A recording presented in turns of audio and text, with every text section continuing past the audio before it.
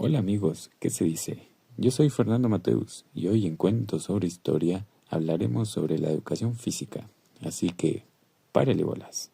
Seguramente a la semana tienes o tuviste hace unos años un par de horas de clase en tu colegio donde el ruido, el movimiento, el sudor y la energía explotaban.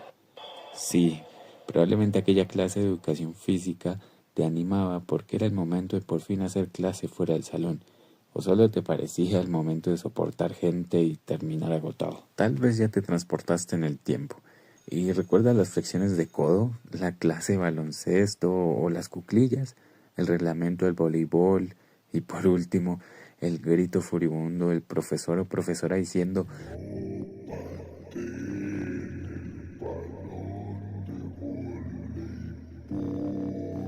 bueno, el deporte hoy como lo conocemos trata de salud, combatir el sedentarismo, crear hábitos, costumbre al ejercicio, tal vez socializar o incluso estar con uno mismo.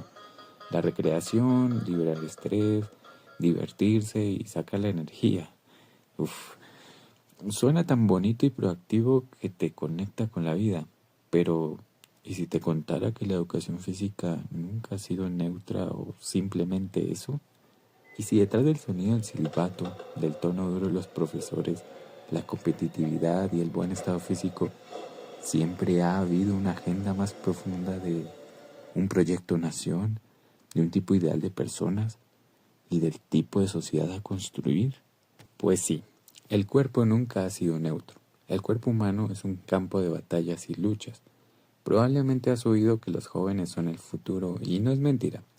Pero esa frase en un pasado tenía un tono particular y su sentido era muy distinto a como lo veríamos ahora, debido al contexto de aquel entonces.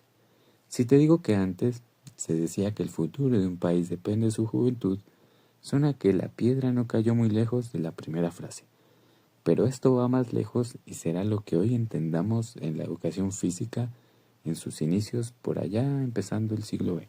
Bueno, y para empezar a recordar los objetivos de la educación física en sus inicios acá en Colombia, debemos empezar por decir que los deportes eran exclusivos de la gente acomodada a inicios del siglo XX, quienes practicaban el polo, tenis y golf. Era una de las más relevantes muestras de privilegio y condición social que les hacía distinguidos, donde compartían exclusivamente con gente de igual condición, una distinción social de las élites por aquel entonces. Pero bueno, ¿y entonces la educación física no era para todos? Pues he acá el punto.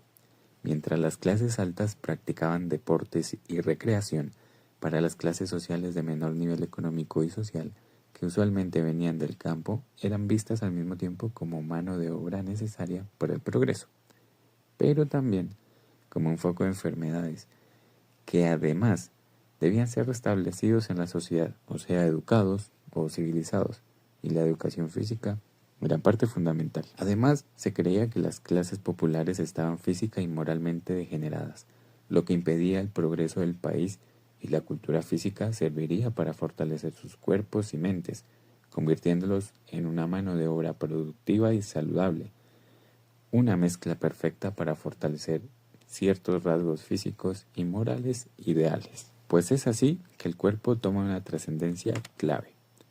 Y como no es neutro, o sea, no es libre de ser él por sí solo, sino que es producto y evidencia de la sociedad de una época, se le iba a impregnar un sentido, una carga nacionalista, y el Estado se interesó en el cuerpo de sus habitantes. El objetivo era lograr crear el imaginario de sociedad y unión nacional.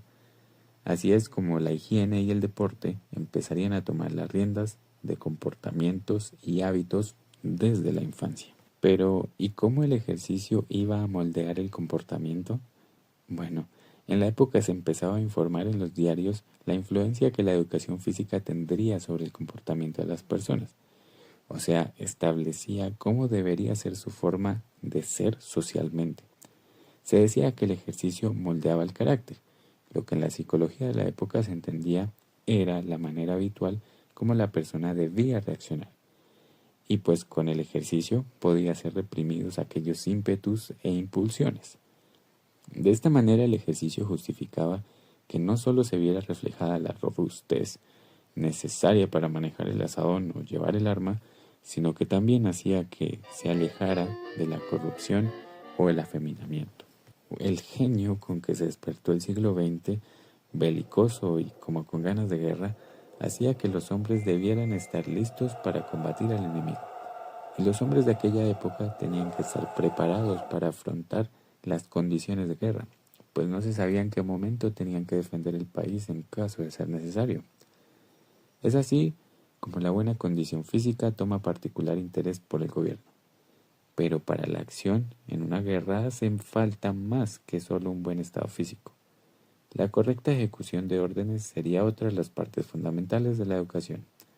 Y es así como se iba a empezar a forjar en la sociedad el acatar órdenes. Entonces, era necesario que el colectivo, o sea, la gente, se acostumbrara a hacer caso, una pronta percepción y exacta ejecución de órdenes para someter la voluntad a fines comunes. Pero ahí no se iba a quedar el asunto de la educación física, pues los estándares de belleza copiados de Europa serían otra de las formas en la que se animaba a las personas a dejar la vida sedentaria, aquella quietud que solo generaba holgazanería y desarrollaban la obesidad, fatales consecuencias físicas para la salud. Además, que la juventud, aquella que se la pasaba ventaneando y coqueteando de forma erótica, la catástrofe para esas jóvenes almas que estaban dañando su moralidad. Aquella cuyo equilibrio era dado por el ejercicio, pues se decía que la constitución indeleble y mal desarrollada no dejaba mejorar la voluntad suficiente para dominar los instintos de la bestia, que bullían en el fondo de la naturaleza humana. Además, otro de los beneficios que justificaba la educación física era que las enfermedades nerviosas, aquellas que atacaban más que nada a las mujeres, podían ser mejor controladas si se hacía ejercicios atléticos o gimnasia. Por eso se decía que las mujeres del campo, por su carga de trabajo, no sufrían de enfermedades nerviosas. Por aquel entonces, antes de los años 20, los profesores alemanes llegaron a dar clase en las escuelas del país. Por donde quiera se veían aparatos gimnásticos, lo que dejaba ver qué relevancia tenía el ejercicio en la educación. Pero entonces, ¿cuál era el objetivo de la educación en la época? Como ya lo habíamos mencionado con lo del físico preparado para la guerra, la parte intelectual tenía otro sentido. Verás, se decía que la vida reflexiva precoz tornaba a los espíritus complicados. O sea, que la educación intelectual desde niños podría dañar el desarrollo normal de su inteligencia, pues se creía que el joven hecho desde muy temprano a servirse sin cesar de su inteligencia y casi nunca de su voluntad y músculos, sería siempre débil y consciente de su propia debilidad, pues se decía que quien aspirara a ser completo y racional debía profesar el triple objeto de educar el cuerpo, la inteligencia y más aún la voluntad. Es decir, que era el pensamiento donde la evolución del hombre empezaba por la vida nutritiva y terminaba por la inteligencia. Otra de las cuestiones importantes era entender que los valores en la actividad física a través de un deporte, como lo podía ser el boxeo, el fútbol, la natación o carreras, lo hacía una necesidad nacional, pues valores como la disciplina obligaban a la persona a someterse a las reglas del deporte. La tolerancia implicaba admitir sin protesta las molestias, y la resignación obligaba a sufrir sin inmutarse las más dolorosas derrotas. Pero, ¿recuerdan que los deportes eran exclusivos de las clases acomodadas? Pues pasados los años 30, casi los 40, se crearon unas colonias vacacionales, que eran centros estatales donde se llevaba a jóvenes de escasos recursos de diversas regiones para restablecerse. Durante 3 meses, a través de regímenes de educación física, gimnasia sueca y deportes, alimentación racional y tratamientos médicos, en los cuales no entraba cualquiera, pues seleccionaba a los jóvenes que, a pesar de ser pobres, demostraban tener el potencial físico y mental para ser recuperados. O sea, solo los mejores pobres eran dignos de ser parte de la nueva nación. Y la manera en la que se mostraba o alardeaba de la unión que tenía el país y la fuerza de voluntad era en público. Fue con el desarrollo de la gimnasia rítmica o de conjunto donde se presentaba miles de alumnos en escenarios públicos en actos políticos. En 1938 se presentaron a 2.500 niñas y por primera vez a 1.000 niños ante la multitud en Bogotá.